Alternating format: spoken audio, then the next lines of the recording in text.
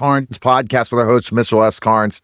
Mitchell, I love this new setup. You're excited, and I guess we all need to be ready for this, right? Because podcasting is becoming so popular on the video side, not just the audio side. But some huge news for us today. Tell us about the news. Well, I did. Yesterday, or day before yesterday, I met with the director and the sound engineer and two of the leads. And so we have the two people that are going to be playing. This is Abbey. It's Kristen Owenby, and she lives in Murfreesboro area. And then we have Bill Vassar playing Sam, a singer-songwriter. Nashville will be familiar with him, but he lives in the Nashville area. Wonderful. And you basically found out about these characters on Monday, but today is the first day you said you could release the information? Well, it's definite as of this week. So yes, I can release the information. I met with them and kind of told them where their characters are going and a little bit about them. And so they got an opportunity to pick my brain on that. And we met with the director, and he kind of told us how things are going to be going. So it's going to be a whirlwind once January rolls around. So the middle of January, for 15 to 18 days, we're going to be filming and get it all done. And it's going to be a larger pilot with 2 to 3 more episodes just for Watergrave. I think this is fabulous. This is exciting news. And now you're further into the process. Now you know who the characters, the casting's happening. It's all going to happen soon. Yeah, they're having a casting company do the other 70 people. So it's a 72 person plus the background extras in here. So that's a kind of a large production for something like this. And looking forward to it. I'm nervous and excited all at the same time. You got to be both. It's both for you, right? Yes. And go figure, right? When you have these opportunities and these situations that you maybe never thought these would happen to you, right? And then this is just, everything is just coming into place. Yeah, you dream about it, but you keep that realism kind of out the side, saying, well, don't get too excited about it, because many times things start up and then they fold out. But this is happening. It's getting real, and we are going through with it. I'm excited about it. And if this goes well, then we'll go on with book 2 and book 3. Unbelievable. And I guess the cool thing is you're new to this, and the lead is new to this. I mean, new to going into streaming. First major lead in film. She's done that. She's done leads in plays and theater. This will be the first time in movie format. Why do they think she's perfect for Abbey? Did you find that out? Well, the director knows her and has watched her over the years. He's had her in a couple of his performances, and so he knows what she's capable of, and this is a great opportunity for her as well, and we just hope that this works out. I am very pleased after meeting her to see that who's going to be playing Abbey, because that's the big piece, and she wanted to know emotionally how to play her and how to hold back and what the triggers were, and I'm getting her with the homicide detective that is one of my advisors, and so they're going to meet together. It's a female homicide detective, and so she's going to kind of pick her brain and see how they normally act. I love it. Wow. I'm so excited for you, and the more information is going to come out in later weeks, right? Yes. Yeah. So that's keeping you busy. And you're right, and you're writing book 4, but now is it hard to stay focused on writing? Is it hard to stay focused writing book 4? Yeah, and it's funny because now I had certain images and actors in my mind just to keep it consistent with the character. Now I have 2 real people, and it's starting to tweak my way of writing a little bit, to do it personal for them and to describe them and their characters. In fact, in the movie version, we're going to be using a lot of Phil's talent, of his songs and the music. Yeah, I think I've had Phil on my show. I'll have to look back on this. Probably he's been in a lot of movies, right? He's been in a few. Yeah. It's been a while. Yeah, I'll have to look that up. But I know I've had Phil on for something. I'll go search that while we're going he's into written the a lot of songs. So Oh, that may be the reason I've had him on for country more than anything. Yeah. Okay, so that's exciting for him too, right?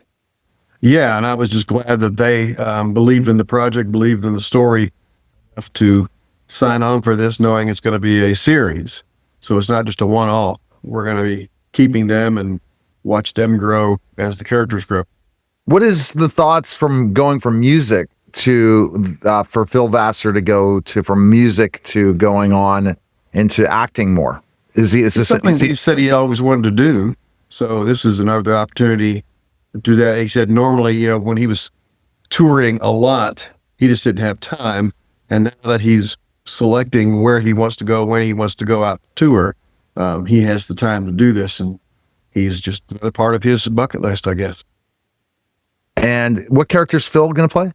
He's going to play Sam. He's the second lead. He's her partner. Okay. He's the kind of the older advisor, mentor character in the series. Yeah, we never talk about Sam a lot. We talk more about Abbey on the show. Well, it is Abbey Rhodes Mysteries, so yeah, exactly. You consider her a lot. Yeah, but Sam, they kind of butt heads in the first book because he's been hurt in the past, and he has a lot of guilt and shame on him because he was the star detective. He's what Abby's becoming. He used to be, that star detective with the closing rate really, really high. But he was losing his marriage because he was more married to his job than he was to his wife and daughter. And so they had gotten separated in the story, how that goes. And when they were separated and while he was at work, an intruder came in and killed both of them.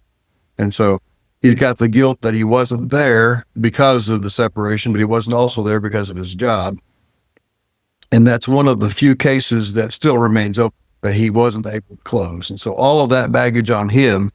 So he's turning into this guy that's just kind of riding it out, could retire, but doesn't want to because what would he do with his life otherwise? And so he has this young detective come in and sign to him who's eager, who's hungry, who's got this gut and instinct that he used to have, but she also is a spitting image of his daughter who's dead. So you got that riding on Sam and his relationship with Abby at the beginning. Definitely. And what do you see in this character that you wanted to develop? Yeah, like who do you see? Do you see a little bit of him and you? Not really. He's more of going to be a father figure for her, and with her past with her father who kicked her out, that's a nice thing, was where she's finally comfortable letting somebody help her and somebody advise her, and he protects her like the daughter he couldn't protect. And so they grow really, really close. Now that we know that we have two musical leads, we're going to do some things like that with the possibly karaoke with them or something where they, just go out and blow off some steam. I love it. And that's part of it. And so he doesn't remind you of any of the characteristics? No, the one I'm playing is the one that kind of reminds me of me. And that's kind of why I wrote that character. So he's plays Susan's father, and Susan becomes her friend, but she was the widow, the first victim. Oh yeah. And now you're going to have to kind of hush on these things because some people haven't even watched the series yet or the book. They got to read it. Yeah, well, he gets killed off in the first pages, so that's not that's not too much of a mystery. Unless somebody, you never know. And in writing book 4, how many hours a day are you spending writing book 4? 1 to 2 a day. Mm-hmm. So, and how do you stay laser focused? Do you have a specific area in the office to do it? No, with all my schedule, I've got to be able to write the moments I have downtime. And I thank God that I'm able to do that and jump right in, because that's not easy for many people to do. instead of starting over and getting yourself in that mode again, I can just kind of click and go to the next. And that's the cool thing, right? Click and go to the next. Yeah. And go to the next You know, again. the way our business works, it's jobs come in like in a wave, and then we do those payrolls, and then there's a kind of a lull time, and then another set come in. And so in that lull time is when I write. You know, I was looking at your clips that were coming out this week, and what was really interesting, you mentioned, and I didn't catch it in passing, but I want to talk about it for a second. You talked about land that you're moving. So Yeah, well, in about 3 years. Okay. We have land in Alabama, and so it's all wooded area, and so we're developing that. And I've got a barn going in right now, so we can keep a camper inside that during the colder times. We've got a camper down there right now, so my wife and I go down on the weekends, stay in the camper, and then we explore the land and start to figure out where we're going to put a house. And so it's like a workshop in so many ways. You're going to have a writer's workshop there, where you, at one point, Well, see New York Times best-selling author. Yeah, and that Mitchell Mitchell Karnes, right? Little office, Yeah. and a little studio in the same room where I can do all of this. And I'll be, who knows where I'm going to be. Like, you never know. I might come out to the studio in Alabama. I'll be traveling. I have my vehicle for hitting the road 24/7, 7 days a week, because we have to take my dog Chewy and Vanessa with me, and we're not flying anywhere. So I feel like John Madden, if I'm dating myself.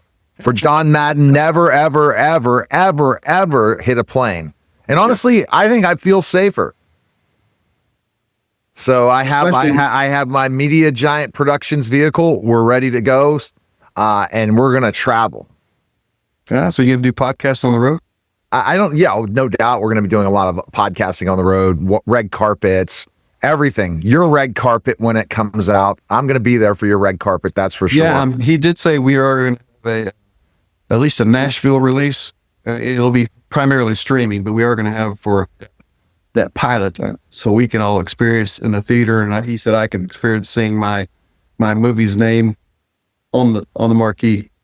So the Nashville release, I love it. And we're going to be finding more about that for sure by going to mitchellskarnesauthor.com. What do you want to say to your fans after this opportunity? Now, these opportunities since last year, the book one was released, and we're sitting here now at this opportunity for a series now. Yeah. Get the books and get ahead of the movie. You don't want to be spoiled while you're reading. And have it on there. We're going to stick as close to the books as we can. That's one of the things that the director agreed to. And so we're going to keep at least the essence of it. You're going to see, of course, the flashbacks will actually be, a younger Abbey in there. So instead of a reference to it, you'll get to be able to experience those as well through the film. All right. mitchellskarnesauthor.com. Appreciate it, Mitchell. We'll talk soon. All right. And sign up for the email. Oh, yeah. Sign up for that email list. You're listening and watching the special simulcast, The Neil Haley Show, and the Mitchell Karnes Podcast, guys. Take